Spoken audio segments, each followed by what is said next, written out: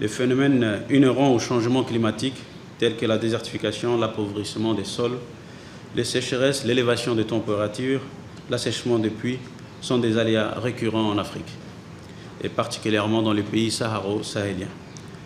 En effet, en plus de déséquilibrer l'ordre naturel auquel est soumis notre planète, les changements climatiques affectent les communautés qui y sont très vulnérables et se battent quotidiennement à la hauteur de leurs faibles moyens.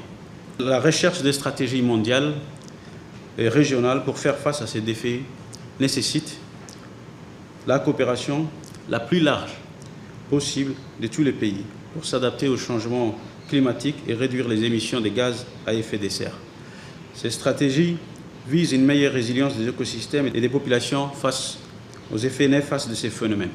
Ce n'est un secret pour personne que les défis environnementaux de notre ère, qui affectent le monde et particulièrement l'Afrique ces dernières années, nous impactent plus durement, jour après jour, et que les conséquences globales risquent à terme d'être irrémédiables.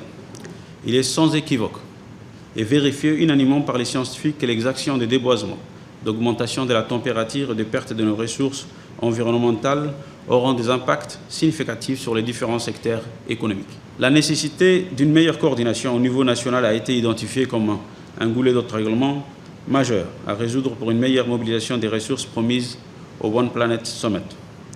Et pour résoudre, la création des coalitions nationales a été l'une des solutions majeures proposées et approuvées lors du 8e section ordinaire du Conseil des ministres de la GMV tenu à Abuja, au Nigeria, en juin 2022. La mise en place des coalitions nationales GMV est essentielle pour assurer un soutien plus coordonné à la GMV au niveau national. Avec l'appui de l'unité accélérateur de la GMV de l'UNCCD, je pense que cette rencontre permettra de mobiliser des ressources financières auprès des partenaires au développement et des institutions financières nationales pour la mise en œuvre des programmes et des projets prioritaires.